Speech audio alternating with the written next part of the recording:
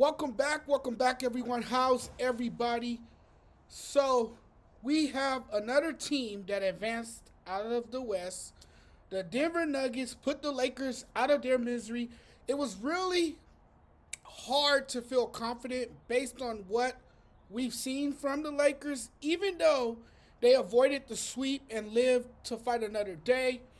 One thing I can say, I was encouraged by the way they performed. The kind of energy they brought in game five on the road, in a hostile environment, in high altitude. But anytime you're down 3-1 to a very good Nuggets team, it's tough to come back from that. It really is. If you fall into a hole versus the Nuggets, a 3-0 hole, as they did, then you should just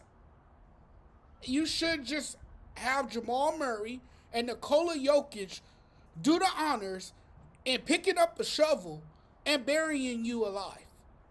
This series had I had been saying it that it was over after game two. I just felt like Murray's signature moment in game two was what defined the series. I don't think the Lakers ever fully recovered from that. In that game, you had a 20-point lead that you saw evaporate. That's a loss you feel emotionally. And for a second time in this series, facing elimination, playoff Murray does it to the Lakers once again, stepped up like you want a superstar to when it mattered, and built his resume signature moment with another game winner. This time, it was a serious clutching shot that sent the Lakers home. Game over, series over. Try it again next season, LA. But there was obviously a sense of pride and professionalism left in this Lakers team that they didn't just quit. Yes, Denver wins the series, but that's not the way the media is going to react, or the general public. A loss is a loss. Even if the Lakers led for most of the series, none of that matters because they couldn't close out games. Despite how closely the Lakers played the Nuggets for 5 games, it was the same story as last season with second half blown leads. I called it. And look, you know me. I'm crazy. I'm a crazy LA sports fan, a diehard fan. I bleed the purple and gold. Bleed it. I bleed Dodger blue. I bleed the Trojans red and yellow. I bleed the Kings black and purple. But we all knew what was about to happen.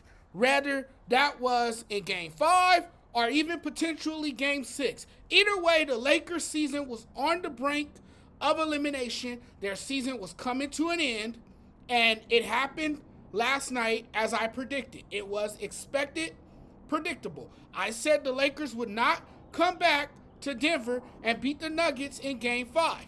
This was a must-win for Denver. Being at home, they knew that. They took care of business. They closed the series out. There was a great deal of urgency for them to finish off the Lakers and shut the door on their season, because the longer you left the door open, even slightly cracked, the more you let them keep a foot in this series. And the Nuggets didn't want them hanging around at their door. I think it's possible that a lot of these players currently on this roster will be gone next season. I mean, I think the Lakers will look a lot different next season. Shut up, helicopter. And things will feel a lot different next season in Lakerland. It's more likely they will try to revamp this roster, as they should. I'm not sure what trades they can make that would make this team a title contender. I think the Lakers are limited in what assets they can acquire in order to get the help LeBron and AD need. Listen, people said oh, the Lakers are number 7 seed and all this other stuff, right? The one thing I would like to point out is that the Lakers had a better and more productive season this year than last year. They didn't get worse. They got better.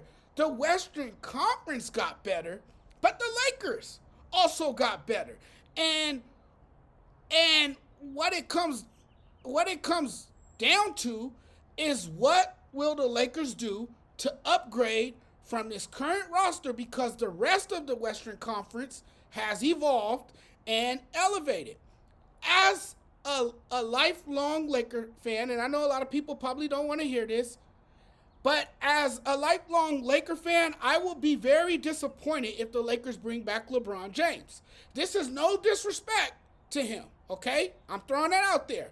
I want to see our Lakers get back to respectability. James is old. He's going to be 40 next December. He is still playing this game at a high level. I get it. But he's not that guy who you can count on to close out games. In Cleveland and Miami, he's different. Well, he's more younger then. Now that he's older, he still has the physical traits, but you're asking him to do too much for a man his age. We know what he's going to give you on a nightly basis. We've seen it throughout the series. He was sensational. He did all he could. We don't always know what the supporting cast around him is going to give you, and that was it with the Lakers. I just think it's time for the Lakers to go a completely different direction without LeBron. If I'm really going to entertain thoughts about breaking up this core now, I'm going to start with LeBron. It's now the offseason, so now they'll turn their attention to another busy summer, another summertime overhaul. Darvin Ham's future is uncertain. I don't think he'll be back with the team. The offseason is the most exciting part of the year for the Lakers right now. Just top to bottom, Denver was more talented than the Lakers. I'm looking at the way Denver's big two played, Murray and Jokic. It takes more than two talented superstars to be great. And even though the Nuggets struggled to find offense in the first round versus the Lakers, Michael Porter Jr. was a model of consistency. In my humble opinion, he was the X factor and put in an impressive effort in each of the 5 games. You got LeBron and AD showing up. They did their thing. Both of them a model of consistency. Despite showing potential as a third option, D'Angelo Russell was a no-show some nights. That irritated the hell out of me. In one of those games, he shot 0 for 7. Ryu barely showed up. You get Austin Reeves. Some nights he was a hit or miss. I would like to see a world where the Lakers role players are consistent for once. I'm looking at their roster to see who they have that they can package in a trade for a third option who is consistent. With the pieces now, even with LeBron, who do you want now to be that third option if you want LeBron to be part of the future? Do you trade away everybody? If they are in the mindset of retooling this roster, then what can they do to improve it?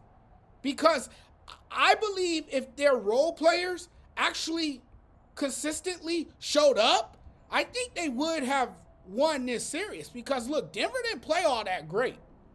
Okay, and the Lakers were outscoring them in the first 2 quarters in each game. They led a vast majority of the series. I think you get rid of D'Lo and get another big and guys with length. They need size and a true point guard who can shoot and defend. I just don't know the pieces that they have that they can trade away and get someone who can help LeBron and AD. They now have 3 first-round draft picks they can trade. They can trade 3 future firsts uh, 3 first round swaps and 5 second round picks. I would be sad to see him go, but Austin Reeves has value as a player on a team friendly contract. You got Jalen Hood, who could be attractive to teams. I believe New Orleans can take this year's pick or next year's pick. I think the Pelicans will defer the pick. If so, the Lakers will have the 17th pick in the NBA draft. They'll also have the 55th pick. They have 3 first round picks that they are allowed to trade. There are guys on the roster they can include in those trades. Austin Reeves, a name that pops out at you. I think D'Angelo Russell is going to opt out. If he opts out, which I think he will, the Lakers, you know, can't replace him. I think they can make a trade, though. It won't be easy, but it can be done. Could they get somebody like Donovan Mitchell? Could they look at Trae Young as a guy who can come to LA and fit in with AD and LeBron James? Could they get Kevin Durant? Please no. Please no. Hell no. I hope not. Anybody but him. Please. What I do know is that the Lakers need more size and a shooter who can control the backcourt. They were a 7th place team this season, a borderline playoff team. People talked about how they weren't healthy. I actually think this was one of the healthiest seasons the Lakers had. AD played the most games in his career. LeBron played his most games as a Laker. He's never played more games as a Laker. Austin Reeves and D'Angelo Russell both played over 70 games. So the whole injury thing was a convenient excuse to use whenever the Lakers underperformed and played inconsistently. But both sides of the floor could use a boost next season. You know, their defense and offense wasn't all that great at times. At times, their offense stagnated. At times, their defense gave up too many points. This is the 2nd consecutive season where the Lakers have made the playoffs after having to survive the play-in tournament, which almost certainly means changes are coming. The bigger question, of course, is whether LeBron is returning. He'll be back. Where is he going? He's not going anywhere. He'll be back. The thing is, he holds a player option worth $51.4 million and can hold the team hostage until he decides what he wants to do. But I think in the end, he'll be back. And I think if he does come back, what can you say? What can move the needle for this team? Well, James is still playing at an elite level, and his success raises the floor for others. So if you get the right pieces and if you get the role players who can score consistently and somebody who can defend, especially a perimeter defender and a big man who can, you know, dominate the paint and be effective in the interior, then you have a shot to be this contending team next season.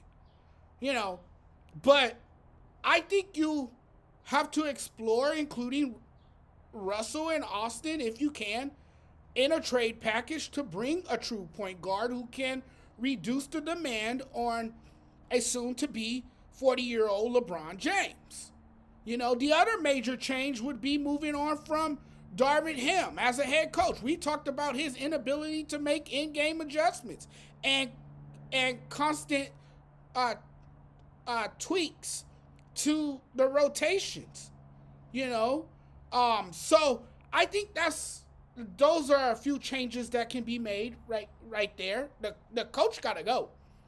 You know, I said this. I've been saying this about Darvin Ham. You got to move on from him. You got to get a new coach. Hire Phil Hamby. I don't know. What do you do? Where do you go from here? You know? But I definitely think you need a new head coach. I mean, a lot of people saying that it's not fair to put it all on Darvin Ham because you didn't have the greatest roster, you know, but you look at the man's rotations. You know, you look at the timeouts that he had in his pocket. You know, this man always had his goddamn hands in his pocket. You always hear me say that about him. You know, so there's a lot of moves that the Lakers need to make this offseason. I'm confident they're going to make them because this is a team that likes to be at the center of attention. This is a team that likes to contend for championships. This is a team that wants to be, you know, a playoff contending team. But in order to do that, they have to have the right pieces in place to make that happen. You know, otherwise, they're going to be stuck in the same place that they are right now. You know, and right now, the Lakers have a busy offseason ahead, and hopefully they will make it better coming into next season. Thanks for watching, everyone. Really appreciate the love and support. We'll talk very soon. Thanks for watching. Don't forget to hit the subscribe button. Peace.